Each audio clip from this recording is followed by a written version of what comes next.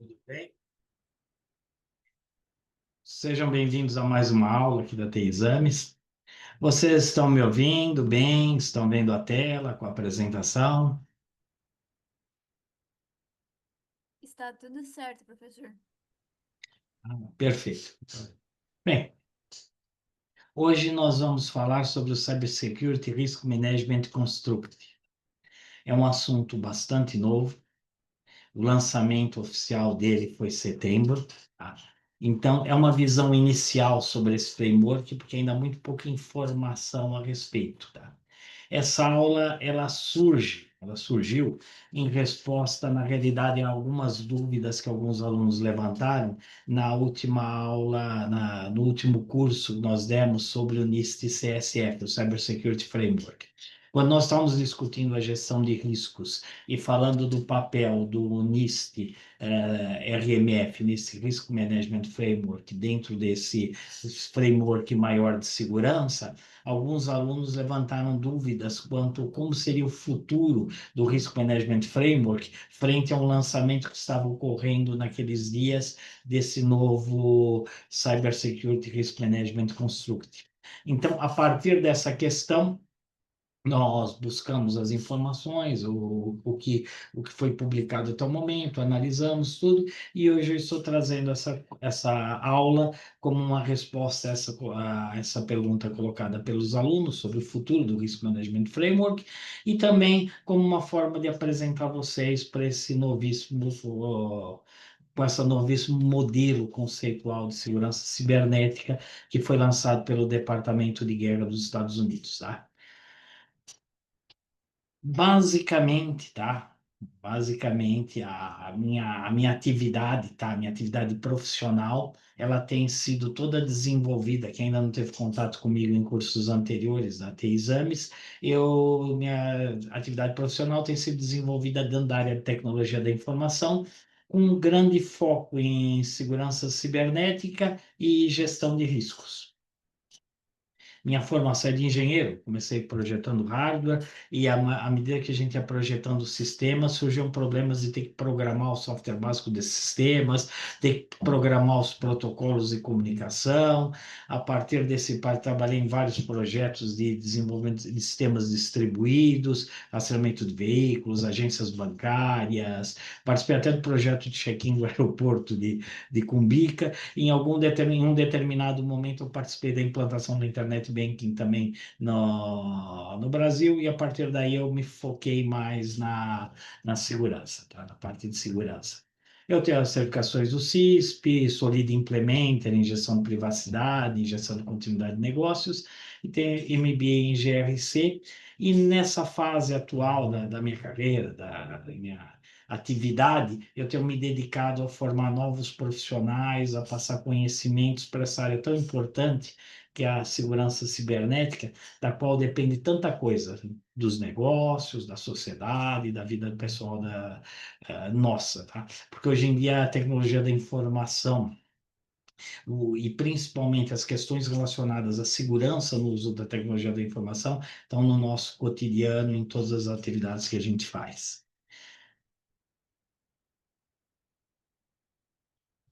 Eu vou passar rapidamente através de algumas definições essenciais para a gente entender o que é esse novo CSRMC, qual é a origem, contexto dele, o que é que ele traz de novidades em relação ao RMF, qual é a estrutura geral dele, que são principalmente fases em que ele se aplica, os princípios fundamentais por trás da utilização do CS RMC, a dinâmica, como é que ele muda a dinâmica de avaliação de risco se a gente aplicar esses princípios dele, que ferramentas de apoio passariam a ser necessárias para tratar principalmente a avaliação de riscos, como é que a gente seleciona os controles críticos a partir dessa avaliação de riscos, o conceito DevOpsSec, que está muito embutido nessa nova estrutura, uma visão geral do NIST RMF, porque ele vem, no contexto do Departamento de Guerra, ele vem substituir o RMF.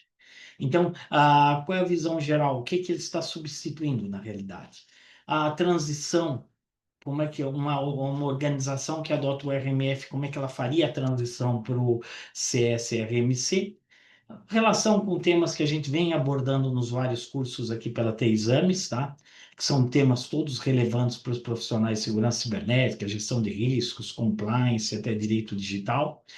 Uma conclusão geral que a gente chegou analisando esse material e, claro, algumas poucas referências vão ajudar vocês a também se aprofundarem um pouco mais sobre esse novo modelo lançado tão recentemente, tá? Então, esse é basicamente o caminho que nós vamos seguir hoje.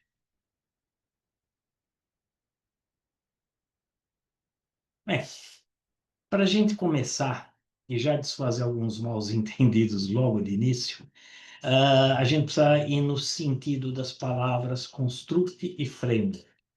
O novo CSRMC é um construct. O Risk Management Framework, o NIST Risk Management Framework, é um framework. Então, eles são duas categorias diferentes, tá? Duas categorias conceituais. O construct, normalmente, ele traz uma estrutura conceitual, um modelo teórico. Ele foca nas ideias fundamentais e nos componentes abstratos, tá? Que explicam ou organizam o fenômeno. Então, o CSRMC, ele pode ser entendido como esse modelo, essa estrutura conceitual que define como a gente vai pensar sobre os riscos cibernéticos, os elementos e relações. Então, ele traz um conjunto organizado de ideias que permite a gente pensar sobre um determinado tema. É isso que é um construto. Então, o CSRMC é justamente essa estrutura conceitual com a qual a gente pode abordar a gestão de riscos cibernéticos numa organização. O framework, por outro lado, que a gente traduz por estrutura ou arcabouço, normalmente ele é um conjunto de práticas, ele é um conjunto de processos e ferramentas. No caso do NIST-RMF, ele é um conjunto de práticas que a gente aplica melhores práticas nesses processos de gestão de sistemas críticos para que a gente desenvolva os processos, selecione as ferramentas, os controles e trabalhe com a gestão de riscos cibernéticos, tá? O Construct traz uma forma da gente pensar sobre cibersegurança, sobre riscos de cibersegurança. O RMF traz uma aplicação prática, tem um foco na implementação das etapas que a gente vai utilizar para fazer a gestão desses cibernéticos. Tá? Então, em princípio, eles são duas coisas estruturalmente, conceitualmente diferentes, tá? Ambos se aplicam à questão de gestão de riscos, mas desde o início vocês não vão encontrar no CSRMC, pelo menos no que foi publicado até o momento, um conjunto, tá? De passos práticos para a gente fazer a gestão de risco. É mais um conjunto de ideias de como a gente aborda a gestão de riscos. Tá? Então, essa é uma diferença inicial bastante importante. Tá? Como é que ele surgiu? De onde ele surgiu? Existe um problema relativamente grave quando a gente pensa em segurança cibernética do ponto de vista de um departamento de guerra, um departamento de defesa, uma área voltada à de segurança nacional. Por quê? Porque existe o que a gente hoje vê acontecendo de ataques de grande escala contra infraestruturas críticas, contra sistemas militares, então, existem ataques muito rápidos, muito sofisticados, automatizados, uma verdadeira guerra cibernética. E a forma de você responder a esse tipo de situação, a forma de você lidar com esse risco, exige uma agilidade muito grande e, diferentemente de uma empresa, que a gente olha para a continuidade de negócios, para a resiliência, com uma certa, vamos dizer assim, preocupação e importância, no caso de você olhar para o Departamento de Defesa, para o Departamento de Guerra, para a Segurança Nacional, a gente está falando de sobrevivência. Então, não estamos falando só de continuidade, estamos falando de sobrevivência numa situação em que algumas missões críticas, sistemas de missão crítica, que no caso do uso militar são realmente missões que precisam ser completadas, eles precisam continuar funcionando mesmo quando sob ataque, ou mesmo quando tem algum tipo de avaria, ou de dano, ou de comprometimento. Então, o tipo de requisito que você aplica ao desenhar um sistema de gestão de riscos para esse tipo de uso, para o uso militar, para o uso de defesa, é extremamente mais crítico e mais rigoroso que quando a gente aplica para organizações públicas ou privadas em situações normais. Daí o que que acontece? Essa nova estrutura transformadora, ela foi criada pelo Departamento de Guerra, justamente dos Estados Unidos, justamente com essa ideia de fornecer um arcabouço para que eu possa implementar a gestão de riscos para esses sistemas de missão extremamente crítica, tá?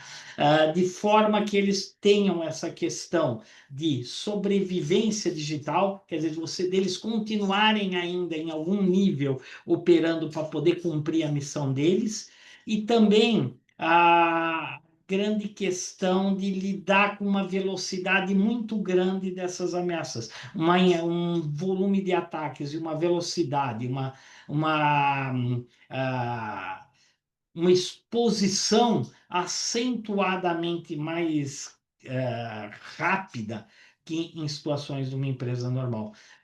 E hoje, vocês devem ter visto pelos noticiários, já devem ter ouvido esse termo, se fala muito de guerra híbrida, guerra, ataques cibernéticos. Então, todo esse contexto, tá, acaba se somando para que as estruturas, principalmente o NIST-RMF, que é o mais utilizado nos Estados Unidos, não atendam a essa demanda, a essa necessidade, tá?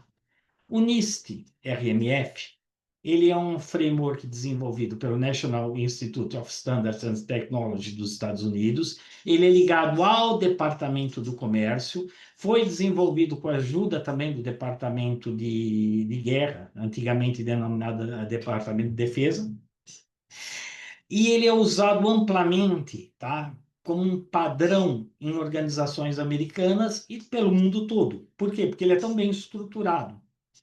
Ele traz orientações tão, vamos dizer assim, tão consolidadas e tão úteis que ele é usado largamente em outros países, em outros tipos de organizações, não só aquelas que têm algum tipo de negócio ou relação com o governo americano. Mas esse NIST-RMF, ele é feito com essa visão de melhorar a competitividade, melhorar o ambiente de negócios, criar condições para que exista uma segurança razoável nas empresas que prestam serviço para o governo americano. Então, toda essa visão do NIST e do Departamento de Comércio é muito focada nesse uso geral, tá? Que difere da necessidade específica do Departamento de Guerra, tá? Daí a necessidade, o surgimento, tá? Desse novo modelo, tá? Então, ele é especificamente desenhado para atender os requisitos de segurança cibernética do setor de defesa, tá? E aí, o que é que acontece? Como ele visa a fornecer um método, uma visão de como lidar com os riscos cibernéticos, com uma agilidade muito grande, uma resposta muito eficaz, ele acaba servindo também, ele tem o potencial de nas empresas que também estão com alguma situação de missão crítica, dele ser usado.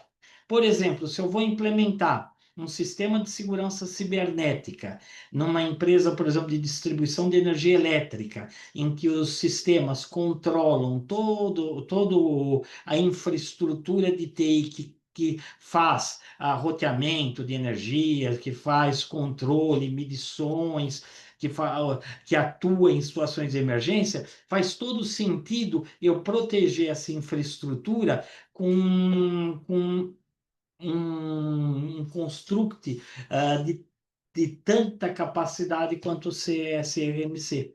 Por quê? Porque eu vou estar trabalhando com alguma coisa que, se ela for afetada por um incidente cibernético, ela vai afetar a vida de milhões de pessoas. Então, apesar desse novo modelo ser desenhado para defesa, ele tem aplicação, ele tem características que tornam ele muito interessante para outras situações de missão crítica. Há tempo. Quando a gente fala de missão crítica, nós estamos dizendo de sistemas que não podem parar. Não podem parar, ou se pararem, vão causar impactos significativos, não só para a organização que usa esse sistema, como para os clientes e para a sociedade em geral. Se vocês querem imaginar outro sistema crítico, imagina um sistema, por exemplo, de controle torre de controle de aeroporto, em que você utiliza os radares, utiliza todos os sistemas para controlar todo o tráfego aéreo. Imagina um sistema desses sofrer um ataque cibernético. Então, todos esses sistemas que têm um grande impacto, que tem um grande potencial de causar danos graves, tá? Para organizações, vidas humanas, para a sociedade, eles também acabam se beneficiando de modelos mais rigorosos, aliás, mais rigorosos, mais ágeis, mais rápidos, mais automatizados de eu lidar com a segurança cibernética, tá? Este link que aparece aqui é o link onde foi feito o anúncio oficial desse novo Cybersecurity Risk Management Construct, tá? Então, ele é um... Vou chavear aqui a tela para vocês verem.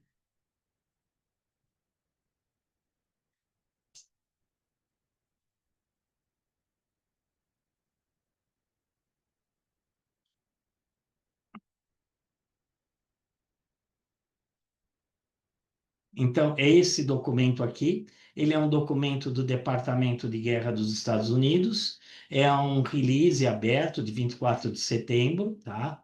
Em que nesse documento foram apresentados, foram anunciados a implementação do Cybersecurity Risk Management Construct, tá? Até designando ele como um framework transformativo, tá? Para entregar uma defesa em real time, uma defesa cibernética em tempo real, tá? Então, o que que ele busca, tá? Ele busca justamente garantir que os sistemas críticos, tá, ligados ao departamento de guerra, fornecidos por outras empresas ao departamento de guerra, operados nas situações de defesa nacional, tenham essa grande agilidade para tratar riscos cibernéticos. Identificar, analisar, reagir e garantir a resiliência, a sobrevivência digital, a sobrevivência cibernética desses sistemas sobre condições de ameaças graves e praticamente contínuas, tá? Muito rápidas, esse nível de ameaça, tá? Então, esse documento anuncia e faz um breve resumo do que é o CSRMC. E vocês vão encontrar aqui no final dele informações que mostram o desenho geral desse construct, tá?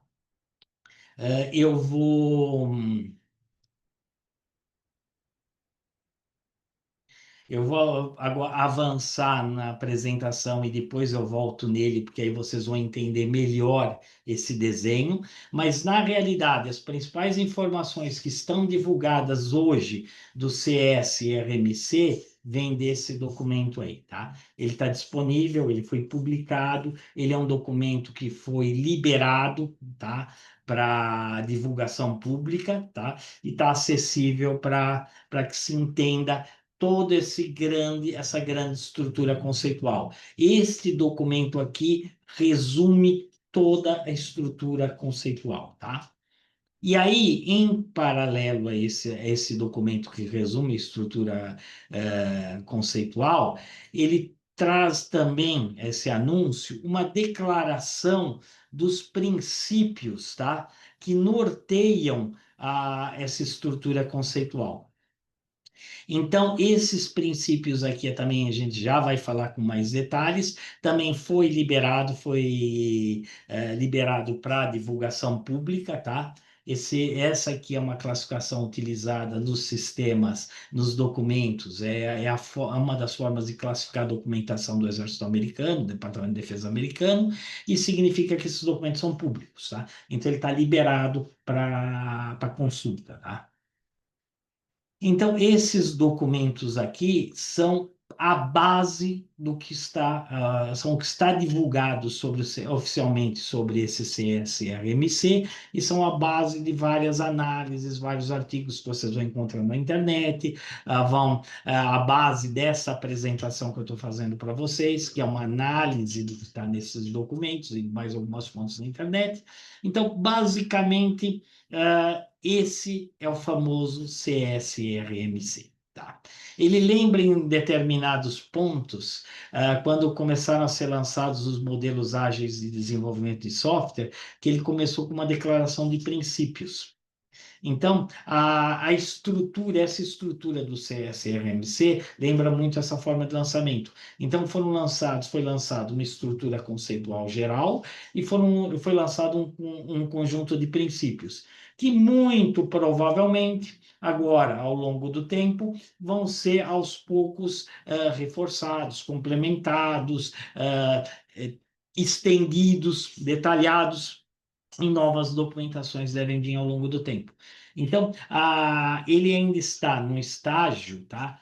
Bem inicial em relação, por exemplo, ao que você pega um NIST CSF, um NIST RMF e outros documentos do NIST, tá? E já existe uma gama enorme de informações e documentos de apoio sobre eles. Tá? Deixa eu voltar para a apresentação. Depois eu retorno a esse esquema, porque aí vocês vão entender melhor a partir do momento que eu apresentar. Então, nós estamos falando. Então, de novo, recapitulando, nós estamos falando de uma estrutura conceitual, tá? Que traz um novo modo de pensar, e esse novo modo de pensar sobre gestão de riscos cibernéticos substitui para o Departamento de Defesa americano um modo de pensar que estava embutido no framework NIST e RMF, tá? Essa é a grande mudança em relação ao que a gente tinha antes. E por que que o Departamento de Guerra norte-americano considerou que o RMF não tinha a agilidade necessária para os cenários ligados à defesa nacional? O RMF, como característica, tá? Ele trata também da gestão de riscos em sistemas críticos, tá? Mas ele tem uma estrutura mais formalizada, em que ele tem uma série de listas e de etapas de verificação. Então, a gente classifica a informação, classifica os sistemas, vê a criticidade dos sistemas, identifica aqueles mais críticos, analisa os riscos desses sistemas mais críticos, entra em processos manuais para a gente fazer revisões periódicas. Então, o RMF ele é uma estrutura, vamos dizer assim, mais clássica, tá? Ele está muito ligado a listas, a verificações, a passos que têm que ser seguidos, documentos que têm que ser gerados e, vamos dizer assim, mantidos, e muito processo manual. Ele foi desenhado ainda numa etapa em que a automação não foi tão empregada. E também ele não incorpora. E outra questão, ele também tem uma questão muito importante para empresas públicas e privadas de outros setores, que é um foco muito grande na conformidade. com a regulamentação, com leis. Então, uma grande preocupação do RMF é a gente estar alinhado com todas essas questões. Do ponto de vista de um sistema de defesa, você não está preocupado tanto em estar cumprindo uma regulamentação, estar em conformidade com uma regulamentação. Você está preocupado em sobreviver a um ataque cibernético. Então, o que que acontece? O RMF não incorpora na estrutura dele essa necessidade operacional de sistemas de defesa. E ele também não incorpora naturalmente os requisitos de você sobreviver a um ataque cibernético para poder cumprir a missão que você tem. Se a gente está falando, por exemplo, num sistema militar que ele, por exemplo, controla a comunicação entre as unidades militares. Então, esse sistema tem que continuar no ar, mesmo sobre ataque cibernético. E ele tem que continuar no ar de tal forma que continue funcionando a coordenação entre as várias etapas. Então, mesmo que em algum nível ele seja comprometido, ele ainda tem que conseguir entregar serviços que permitem eu cumprir a missão de fazer essa coordenação entre as unidades. Então, isso não está no RMF. Isso não está embutido no RMF porque não era da natureza. Claro que se você fizer análise de riscos, se você olhar as ameaças específicas de um sistema de defesa, você vai acabar chegando nesse resultado. Mas o que o Departamento de Guerra colocou bem claro é justamente isso. É um processo mais formal, mais lento, muito baseado em documentos, listas e processos manuais.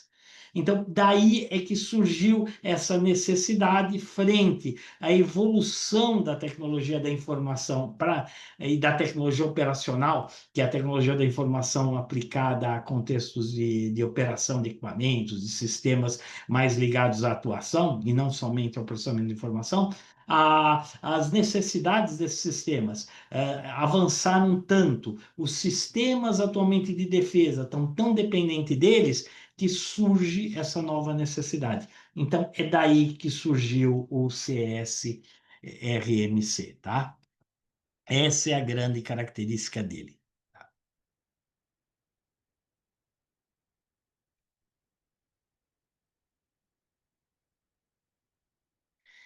Bem, se a gente trabalhar com base naquela estrutura apresentada, que eu vou detalhar a seguir, com base nas fases que ela coloca, nos princípios, o que que eu vou ter como consequência disso, tá? Analisando o que está apresentado lá. Primeiro de tudo, eu vou chegar numa gestão de riscos mais dinâmica, automatizada e contínua. Significa, eu não vou ter intervalos. Por exemplo, como é que a gente normalmente faz uma organização, uma análise de riscos? Eu levanto todas as vulnerabilidades, levanto as ameaças, faço toda a análise do nível de risco para a organização, faço todo esse mapeamento, decido quais riscos eu vou tratar de acordo com o nível do risco, defino as prioridades, identifico as medidas que vão tratar aquilo, e aí eu tenho o meu risk assessment e faço a minha implementação do plano de tratamento de riscos. E aí eu vou verificando ao longo dessa implementação, baixando aqueles riscos que eu identifiquei. Mas a minha análise de riscos, normalmente, eu só reviso ela em períodos longos.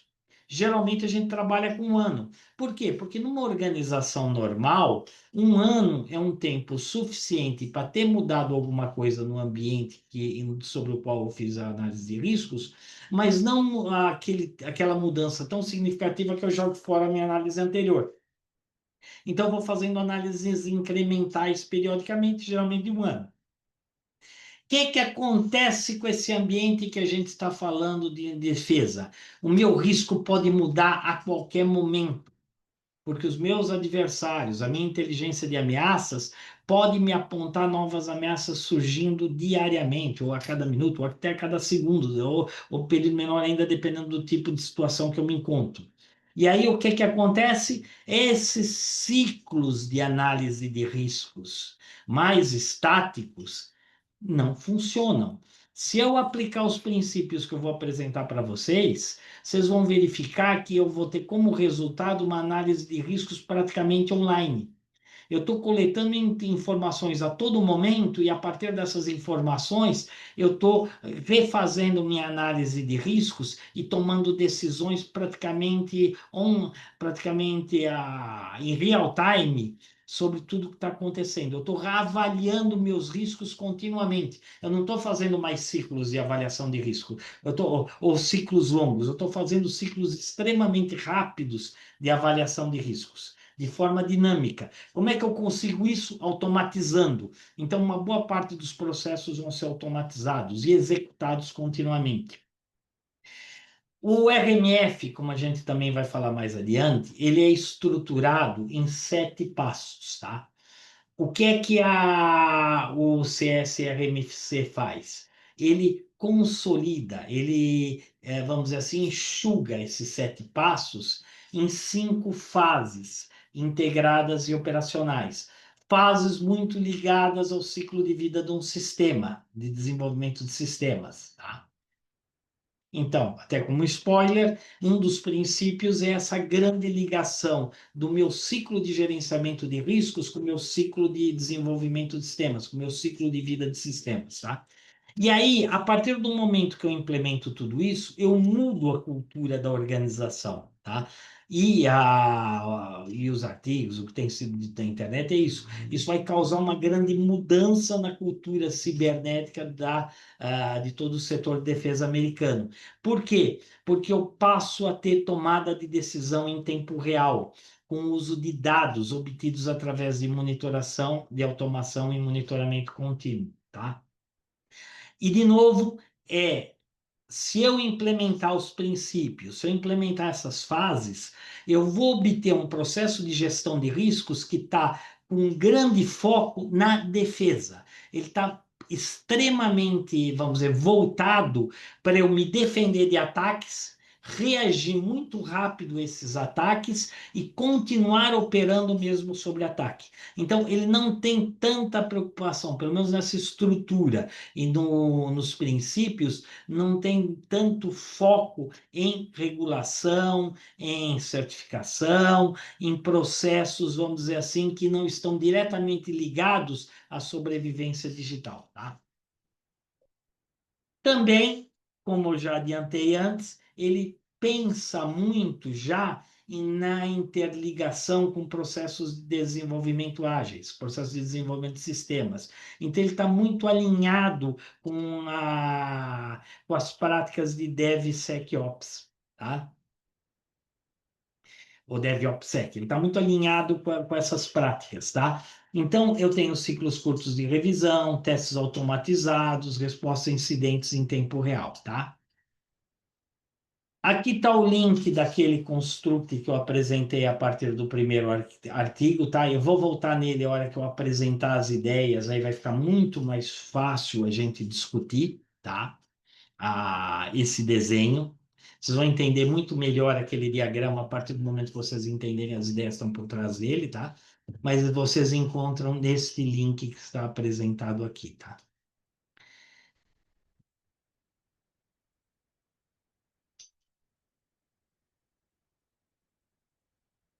Pessoal, até esse ponto, o que é que vocês estão achando? Alguma dúvida? Vocês entenderam que na realidade está por detrás do que a gente está discutindo?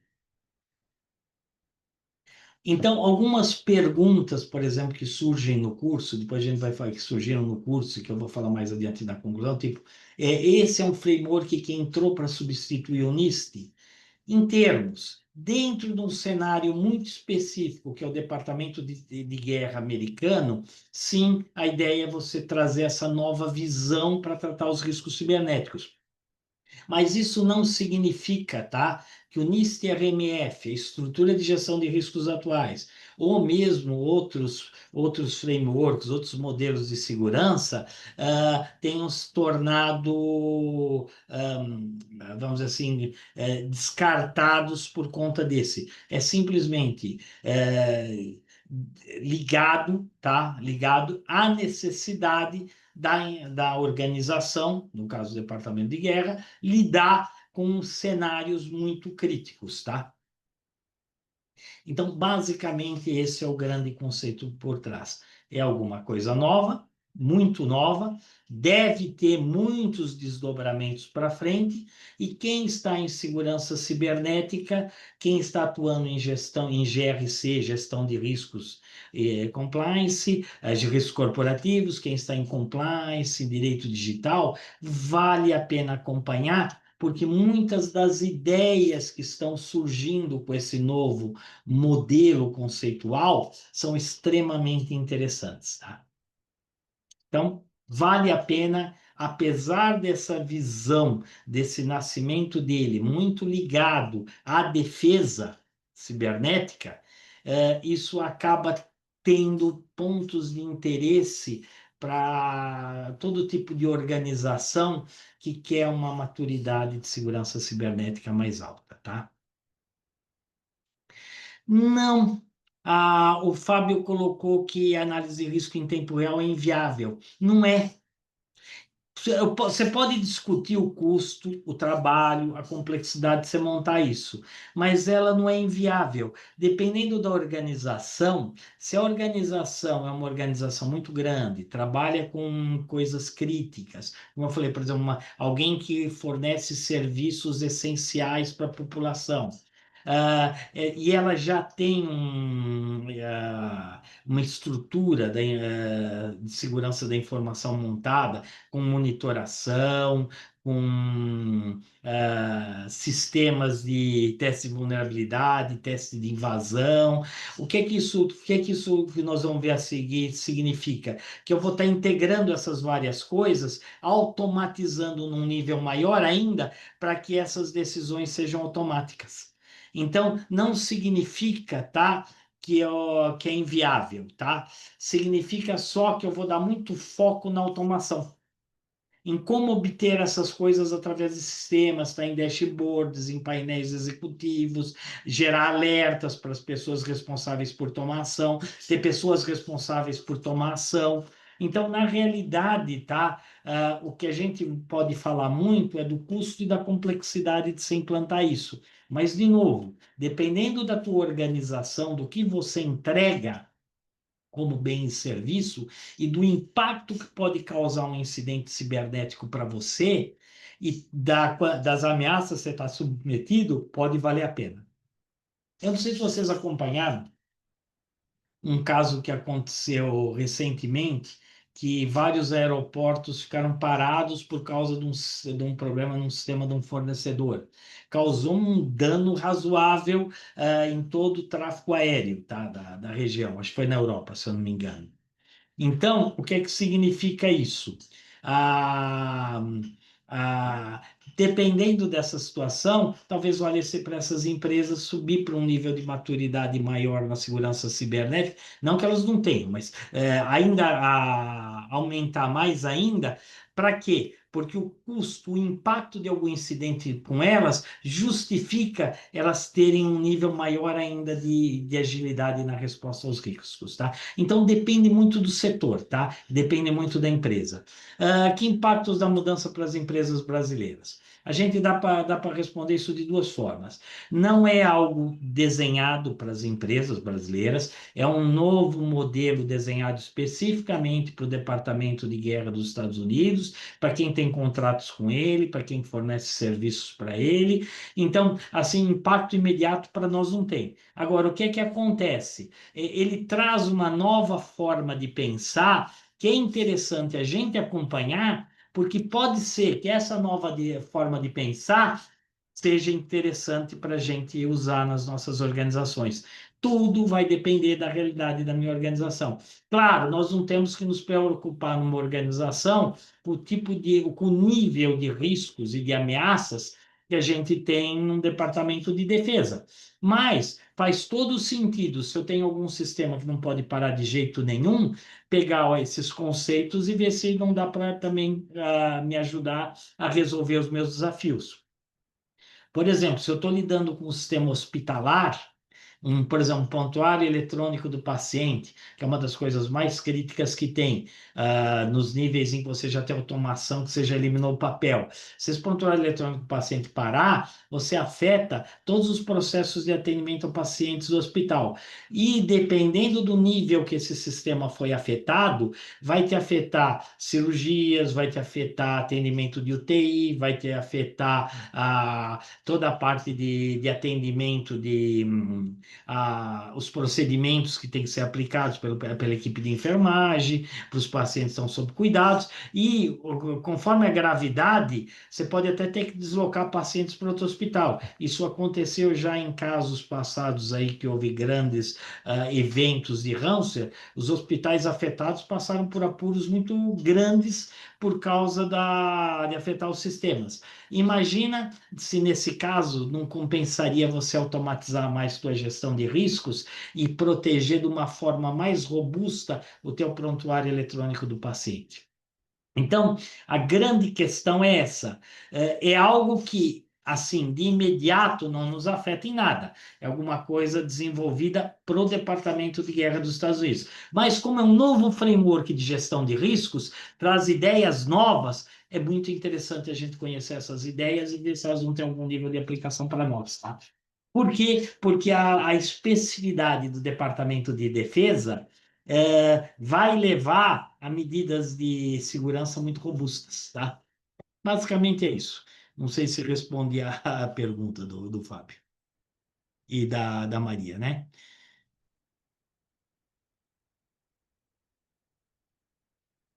Sim, a jornada, o Oswaldo falou que é uma tendência essa automação nos próximos anos. É fato, é fato. Por quê? Porque nós estamos cada vez mais dependentes da tecnologia.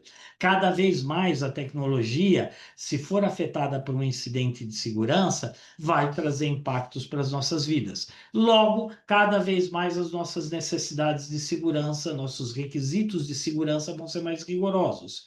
Logo, a gente vai ter que adotar cada vez mais automação.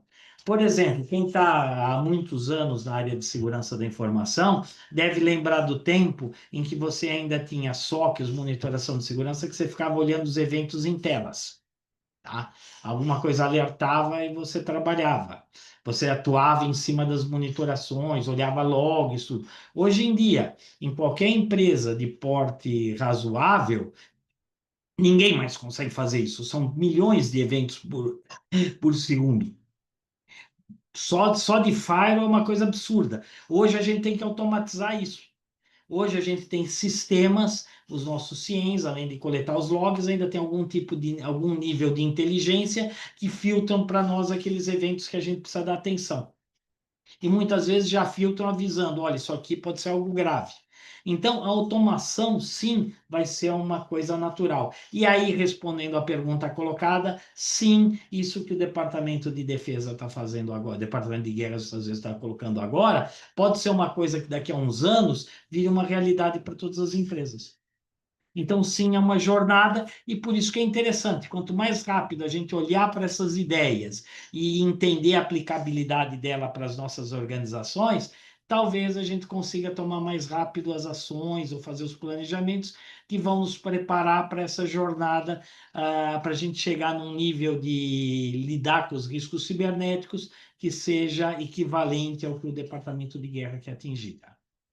Dentro, claro, da realidade de cada organização. Tá? Gildo, só que até pegar soneca. Hoje em dia ninguém que consegue ficar olhando para os monitores, tá?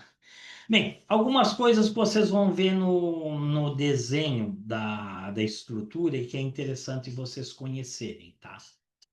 A primeira delas é o seguinte: no RMF, no governo americano, tá? No NIST, eles têm no Cyber Security Framework, nos documentos deles, um conceito que é o de autorização. Então, você tem, quando você desenvolve um novo sistema, ele passa por testes, passa por análise de riscos, e ele só entra em produção se alguém autoriza. Tá? Quer dizer, se o nível de risco que ele representa, se as funcionalidades, a forma que ele respondeu aos testes, atende aos requisitos iniciais de segurança. Então, nenhum sistema entra em produção sem estar autorizado por alguém que, dentro da estrutura do governo, ou dentro da estrutura da organização, tenha autoridade para dizer que aquele sistema pode ser usado, tá? Então, existe esse conceito de autorizar. Vocês vão ver, inclusive, que ele é um passo do RMF. O que acontece? Nos novos princípios que são introduzidos pelo CSRMC, se eu estou avaliando riscos continuamente, eu posso chegar a situações em que um sistema autorizado já não atende mais, ele já está com um nível maior do que seria necessário para autorizar. E aí eu já, automaticamente, eu já tiro ele de ação. Ou, na hora de autorizar, eu faço essa autorização baseado já no resultado dos testes. Então, essa sigla, ATO, CATO, ATO vem do RMF, que era autorização. O CATO já é uma autorização contínua. Então, o meu processo de autorização, que era feito no fim de uma determinada etapa do RMF, agora passa a ser feito a todo momento. Meu sistema subiu muitos riscos, deixou de estar autorizado a estar em uso. Entenderam? Passou pelas etapas de teste, atende ao meu critério de risco, automaticamente ele está autorizado. Então, o CSRMC introduz essa agilidade num conceito que já existia.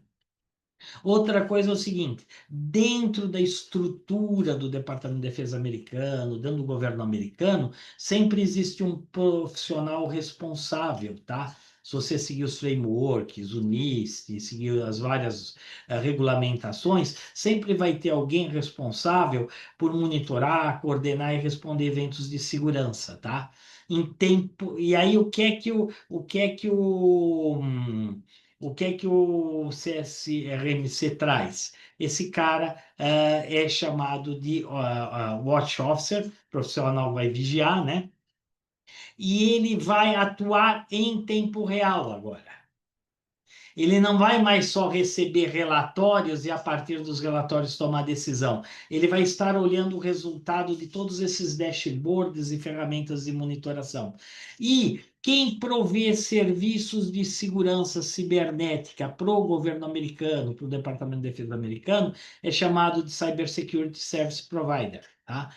Então, esse Cybersecurity Service Provider, que normalmente dentro dele tem alguém com esse papel de monitorar, agora vai estar integrado a todo esse processo de tempo real. Isso aparece na estrutura. Um outro conceito é o de Initial Operating Capability e Full Operating Capability. O que é isso? O Initial Operating Capability é o seguinte: eu acabei de desenvolver um sistema, passou pelos testes de desenvolvimento mais básicos, tem todo. Quer dizer, eu não tenho mais nenhum erro de codificação, erro de design, é um sistema já com a capacidade inicial de ser colocado em produção, tá? Então, ele saiu da fase de construção, tá? Saiu da fase em que eu estou escrevendo o código e gerando o sistema. Aí esse sistema vai entrar, tá? Ele vai entrar em fase de testes. Aí eu vou fazer teste de invasão, vou fazer teste de vulnerabilidades dos componentes internos, vou fazer todos os testes de segurança para verificar se os requisitos de segurança foram atendidos. Acabou todo esse conjunto de testes, aí eu estou com o meu sistema com Full Operating Capability. Significa, ele já está com a capacidade operacional todinha pronta. Inclusive, ele já está integrado à monitoração. Então, essas duas siglas identificam uma entrega de uma fase, tá? E o NextGen CSSP é aquele provedor de cybersecurity que já está no modelo que segue os princípios do CSRMC. Quer dizer, é um cara que já está com nível de automação em todos os processos dele que ele entrega de segurança da informação. Então, vocês vão encontrar essas siglas nessa estrutura, tá? Em artigos que mencionam esse framework. Bem, como é que a gente interpreta aquela infraestrutura que eu mostrei para vocês, mas eu vou retornar a ela. Mas como é que vocês vão olhar aquela infraestrutura, aquela estrutura, tá? Principalmente tendo o seguinte conceito em cabeça. O CSRMC olha para sistemas críticos, por um motivo muito óbvio, missão crítica, porque são os sistemas que, se falharem, se forem comprometidos, vão causar o maior impacto sobre as missões do Departamento de Defesa. Então, ele olha para os sistemas, tá?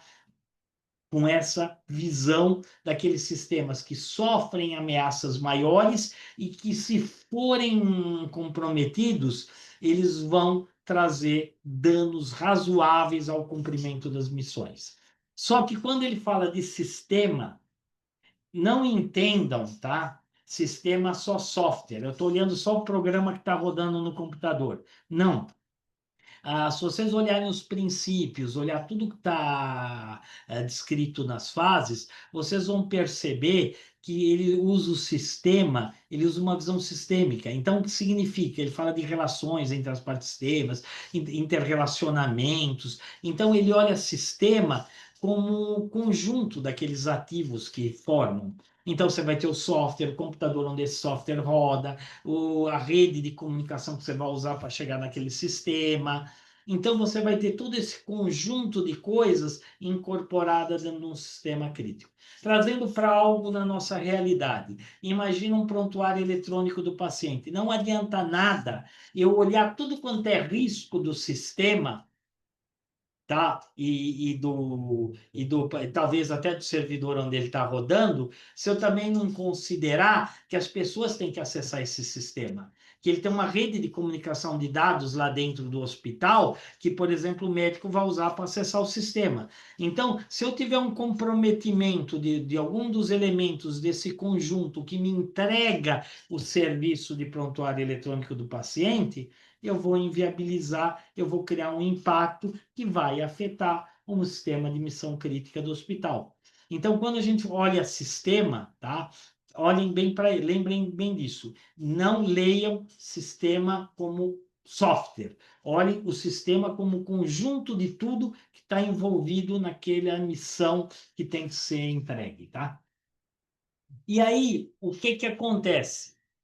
Quando eu falo do desenvolvimento desse sistema, normalmente esse sistema passa por uma fase de design, uma fase de construção do código, dos componentes de infraestrutura, todas as questões vão ser unidas para entregar o serviço. Eu tenho uma fase de testes, eu tenho uma fase que eu vou pegar esse sistema que acabou de ser testado e vou colocar ele no ambiente de produção, e a partir daí eu vou ter uma fase de operação. Pois bem, o CSRMC tem as mesmas fases. São 5 fases em que o CRMC tem preocupações diferentes. Então, ao longo dessas 5 fases, se eu aplicar o CRMC, eu vou atuar junto com o ciclo de desenvolvimento do meu sistema, para reforçar a segurança cibernética dele e criar as condições para que eu faça uma gestão de riscos dinâmica em cima desse sistema, tá? Em real time. E aí ele tem 10 princípios fundamentais, tá? Que agora eu vou apresentar para vocês os 10 princípios fundamentais. Esses 10... desculpa. Antes eu vou passar... Ele tem 10 princípios fundamentais que são a automação, controles críticos. Eu vou falar um pouquinho mais de detalhe no outro slide, mas controles críticos, monitoramento contínuo e autorização para operar, o DevSecOps, a sobrevivência cibernética, capacitação, treinamento, os serviços compartilhados em nível organizacional, herança, operacionalização, reciprocidade e avaliações cibernéticas. Então, o que vocês enxergam, tá? Hoje do CSRMC é isso, tá? Ele é essa estrutura conceitual baseada num ciclo de 5 fases e 10 princípios, aplicado a sistemas de missão crítica, tá? Perfeito? Bem, vamos lá. Quais são as 5 fases? O que é que compõe essas 5? Como é que a gente interpreta isso trazendo para a nossa realidade? A fase de design, tá? Ela consolida o que antes no NIST estava em 3 fases diferentes. preparar, categorizar e selecionar. Então, o que que na realidade ele traz essa fase de design? Eu vou identificar a necessidade, tá? A lacuna que existe em termos operacionais ou funcionais na capacidade operacional de um sistema, tá? E a partir dessas lacunas, tá? Desses pontos, vamos dizer assim, vulneráveis ou que faltam, eu vou definir meus requisitos de segurança. Então, eu vou olhar essas lacunas em relação ao que ele vai ser usado, a missão, tudo. Então, ele vai incorporar nessa fase tudo que a gente antes fazia, olhando o contexto, partes interessadas, só que sem todas aquelas etapas mais formais e documentos que cada uma dessas fases traziam. Então, eu vou identificar o que é que o meu sistema tem de lacunas em relação aquela situação operacional que eu vou colocar ele sobre ameaças. Vou, a partir daí, estipular os meus requisitos de segurança para esse sistema e vou formar um grupo de trabalho para desenvolver esse sistema, fazer o desenho da solução. Desenhei a solução, eu passo para a fase de construir a solução desenhada. Eu vou implementar os requisitos de segurança junto com os outros requisitos. Então, o CSRMC traz realmente de novo? Que a segurança faz parte do projeto do sistema. Não é algo separado que eu vou pôr depois. Para que eu tenha o mesmo nível, para que eu tenha um nível de gestão de riscos que o Departamento de Guerra dos Estados Unidos quer atingir, eu preciso ter isso incorporado já no desenho do meu sistema. E aí, eu vou também, na fase que eu construo o meu sistema, já fornecer ou gerar todas as informações, os dados que vão permitir que exista uma monitoração. Então, todo aquele meu ambiente de monitoramento contínuo que eu já tenho vai ser adequado, configurado, vai receber as informações que vêm do projeto do meu sistema, para que a partir do momento que esse sistema esteja instalado, operando, ele possa ser monitorado. E aí, também nessa fase de construção, eu vou submeter o sistema a uma avaliação inicial de todas essas, a adequação dele aos requisitos, se não tem erro de codificação, tudo aquilo que a gente faz no fim de uma etapa de um desenvolvimento, tá? Então, o que que acontece ao fim da fase de construção? Eu já tenho o meu sistema, tá?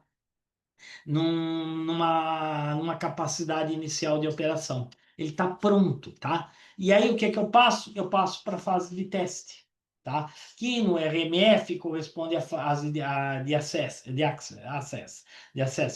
É a fase em que eu vou alinhar os objetivos e requisitos do sistema com a monitoração contínua. Então, quer dizer, eu já preparei tudo, a partir daí eu já começo a garantir, testar, verificar se realmente todos os meus requisitos de monitoração estão sendo atendidos e eu consigo monitorar esse sistema. Eu vou fazer testes de invasão nesse sistema. E eu vou também identificar, avaliar e remediar vulnerabilidades. Então, nessa fase de teste, eu submeto. Mas olha só, eu não estou olhando aí erro de código, não é isso, tá? Erro de código já veio da fase de construção corrigida. O que eu estou olhando é a robustez desse meu sistema, fazendo o assessment desse meu sistema contra as ameaças de segurança cibernética. E aí, esse sistema estando testado, com todas as vulnerabilidades encontradas nessas situações de ameaças corrigidas, ele já está no final, já está em capacidade final de operação. E aí, o que é que eu faço? Eu integro ele no meu ambiente de produção. E aí eu faço uma última validação de tudo quanto é controle crítico, tá? E aí eu integro, configuro e ponho ele e ativo o sistema. A partir do momento que ele está em operações, na fase final, que para o NIST corresponde a monitorar, a monitoração, eu vou ter esse sistema operando, sendo monitorado continuamente e vou ter um gerenciamento de riscos em tempo real por meio de dashboards e alertas automatizados. E aí o que é que vai acontecer? Eu vou avaliar e remediar os riscos em tempo real. Então, essas são as 5 fases que o CSRMC propõe, tá? Proteção e privacidade. Bem, proteção tá na veia desse sistema. Ele é para proteger, tá? A privacidade no sentido por exemplo, LGPD, GDPR, não é a preocupação fundamental, a conformidade não é a preocupação fundamental desse modelo de gestão de riscos. Mas se eu fizer tudo que está nele, por tabela eu vou ter privacidade. Porque privacidade, acesso às informações, dados pessoais, tudo vai entrar como os requisitos de segurança do sistema. Eu vou gerenciar esses riscos sim, tá? Então, não está explicitamente, mas é uma consequência de eu ter tudo isso operando, tá? E não tem problema nenhum também, tá? E isso também existe no NIST, o RMF e o Privacy Framework, o Risk Management Framework e o Privacy Framework. Eu consigo atuar com as coisas em conjunto, tá? Então, eu consigo usar toda essa estrutura de fases para obter também privacidade, tá? Não está declarado explicitamente, porque a grande preocupação do Departamento de Guerra é a sobrevivência cibernética, tá? E se você entender que a privacidade é alguma coisa que pode comprometer essa sobrevivência cibernética, sim, vai estar embutido aí, tá? Não sei se respondi a tua pergunta, Vladimir. E aí, o que que acontece? Quais são os 10 princípios fundamentais que a gente vai usar sobre aquelas fases? Primeiro, automatizar. O CSRMC propõe e direciona a gente a reduzir burocracia, quer dizer, documentos, aprovações, pessoas, e aumentar a escala da proteção, automatizando ao máximo os processos, tá? E ele vai focar naqueles controles que realmente impactam a segurança. Então, de novo, ele não tem um foco, tá, em termos de conformidade regulatória, ele não tem um foco em questões mais em controles, por exemplo, de atualização de política, ele não tem um foco nessa parte, na documentação. O foco dele é naqueles controles que vão garantir. Se você for atacado, você vai se defender, e se a tua defesa falhar, você vai ter como sobreviver a esse ataque. Esse é o foco dele, tá? Da ameaça cibernética. Monitoramento contínuo é o que a gente tem falado, visibilidade constante dos riscos, tá? Para manter uma postura, para manter a postura de autorização operacional. Subiu o risco além do aceitável, aquele sistema perde a autorização para entrar em operação. Passou por todos os testes, está dentro do nível de risco aceitável, entra para estar autorizado a entrar em produção. Processos mais automatizados. Sobrevivência cibernética é você ter capacidade de continuar operando mesmo sob ataque, tá? Ataque cibernético, nós estamos falando de ataque cibernético, mas a ideia é bem clara quando a gente imagina que o contexto disso é defesa nacional. Mesmo que você esteja submetido a um ataque maciço cibernético, você tem que continuar operando aqueles sistemas que estão sob ataque, tá? Você não pode parar de operar porque você está num denial of service, você está numa situação de algum malware infectou parte do sistema, então você tem que continuar funcionando. Capacitação, está claro que para usar tudo isso, mesmo com esse nível de automatização, você precisa ter profissionais altamente capacitados para poderem fazer essas integrações, poderem ajustar todos esses processos em tempo real, para que eles funcionem em tempo real, que possam tomar as decisões quando surgirem alertas.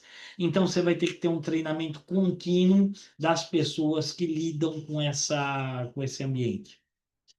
Serviços compartilhados é evitar ao máximo duplicidade, tá? E reaproveitar as avaliações, os controles. Motivo muito simples. A hora que eu começo a duplicar as coisas, às vezes eu trato um risco desse lado e esqueço de aplicar para o outro.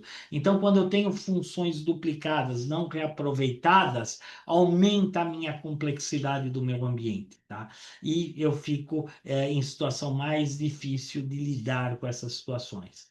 Operacionalização, visibilidade em tempo real para quem é responsável para tomar as decisões em cima do sistema.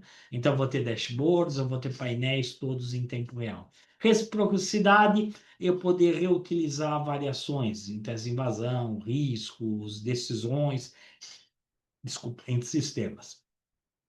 E tudo baseado em ameaças reais, tá? Para poder validar a segurança. O que é que significa? Alimentado continuamente por inteligência de ameaças, tá? Então, essas fases apresentadas aqui, essas 5 fases, mais esses 10 princípios, é que constituem o que a gente está chamando de CSRMC, tá?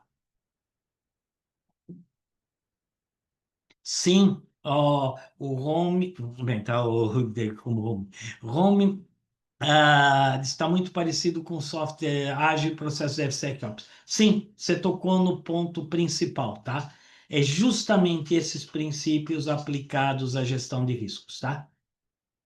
Está trazendo para a gestão de riscos essa visão, tá, de uso de ferramentas, tá, em vez de processos manuais, em vez de processos formais, operados por pessoas. Então, você está automatizando e criando ciclos mais rápidos para as coisas. Sim, é aplicação direta dos métodos ágeis. Pelo menos essa é a minha interpretação. Eu não sei se foi essa a ideia original lá do Departamento de Guerra americano, se eles tomaram como modelo esses processos ágeis de desenvolvimento de software. Mas o resultado final, o CSRMC, está muito alinhado com esses métodos ágeis. Tá? Essa é a grande novidade. Porque tipicamente os nossos modelos de gestão de riscos, eles ainda estão bem dentro de estruturas mais tradicionais de tecnologia da informação e de processos mais formalizados, vamos dizer assim, ainda não tão alinhados com métodos ágeis de desenvolvimento de software, tá? E geralmente, para quem cuida de segurança de informação em empresas que usam métodos ágeis, é um pouquinho de fonte de dor de cabeça.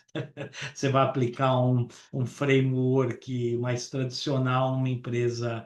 Então, isso aqui facilita muito esse alinhamento. Por isso que eu falei que, apesar de ser uma coisa desenhada para o departamento de defesa, para o departamento de guerra, né? Ele tem ideias que são bastante interessantes para a gente olhar para as nossas organizações. Se a minha organização trabalha com sistemas de missão crítica e a minha organização tem métodos ágeis de desenvolvimento, opa, pode ter uma boa ideia aí para eu aplicar pelo menos o que é viável dentro da realidade da minha organização, tá? Bem, o que que isso muda na dinâmica de avaliação de riscos, tá? Principalmente, tá? Se eu for aplicar esses princípios que eu discuti com vocês e as 5 fases, os meus sistemas vão ter que ser acompanhados em tempo real por ferramentas de CIEM, SOAR, e outras soluções de telemetria, e os riscos têm que ser apresentados em dashboard dinâmico.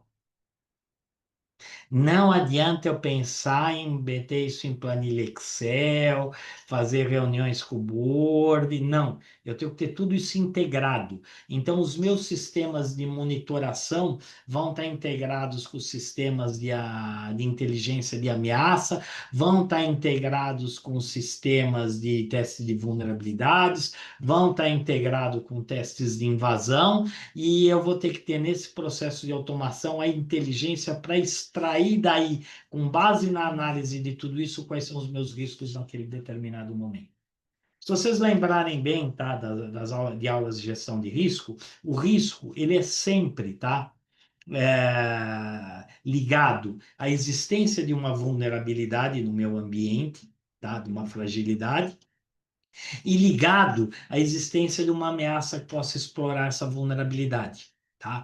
A partir daí, o que é que eu chego? Eu chego na ideia de qual é a probabilidade que vai estar muito relacionada à facilidade dessa ameaça conseguir explorar a vulnerabilidade, tá?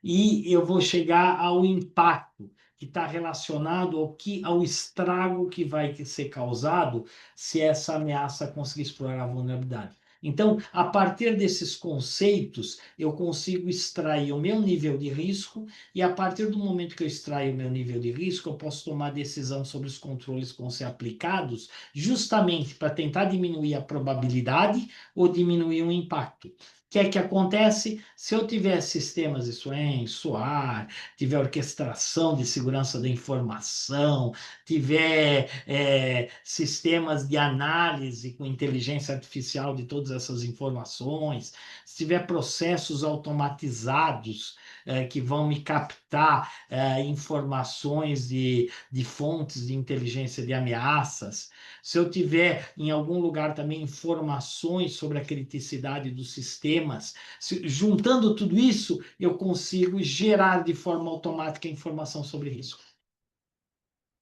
E se eu consigo gerar essa informação de forma automática, eu consigo gerar ela em tempo real. E se eu consigo gerar ela em tempo real, eu consigo tomar decisões em tempo real. Então, essa é a grande consequência desse modelo. E aí, o que é que eu vou ter que fazer? Analisar continuamente os eventos, logs e indicadores de risco, tá? Para detectar essas alterações no perfil de risco do meu sistema. Se ele está exposto a mais ou a menos risco, tá?